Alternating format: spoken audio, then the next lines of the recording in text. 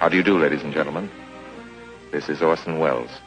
I'm speaking for the Mercury Theater, and what follows is supposed to advertise our first motion picture. Citizen Kane is the title, and we hope it can correctly be called a coming attraction.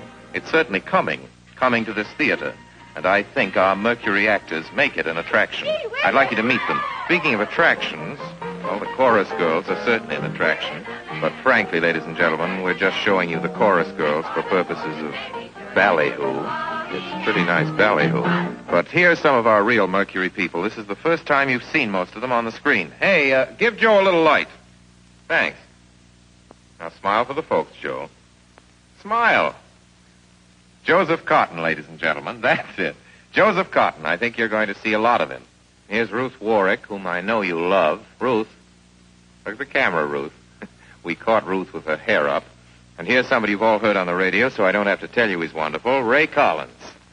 Dorothy Commongore is a name I'm going to repeat. Dorothy Commongore. I won't have to repeat it much longer. You'll be repeating it. And here's George Coulouris, who's a grand actor. I'll say that name again. George Coulouris. Watch it.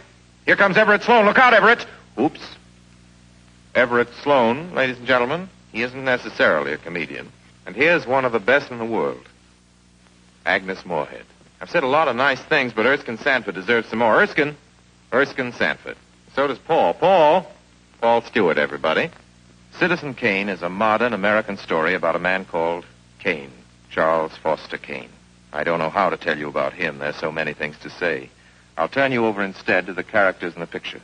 As you'll see, they feel very strongly on the subject. Charles Foster Kane is... Sure, he started the war. But do you think if it hadn't been for Mr. Kane, the United States would have the Panama Canal? Charles Foster Kane is nothing more or less than a communist. Kane, governor. Listen, when the voters of this state and Mrs. Kane learn what I found out about Mr. Kane and a certain little blondie named Susan Alexander, he couldn't be elected dog catcher. I'm going to skin Mr. Charles Foster Kane alive. I'm going to marry him next week at the White House. Emily, I hear you've been stepping out with Charlie Kane. Of course I love him. I gave him $60 million. Well, of course I love him. He's the richest man in America.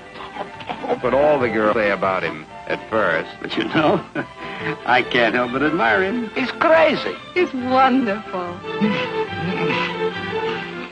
Ladies and gentlemen, I don't know what you'll think about Mr. Kane. I can't imagine. You see, I play the part myself. Well, Kane is a hero and a scoundrel, a no-account and a swell guy, a great lover, a great American citizen, and a dirty dog. It depends on who's talking about him. What's the real truth about Charles Foster Kane?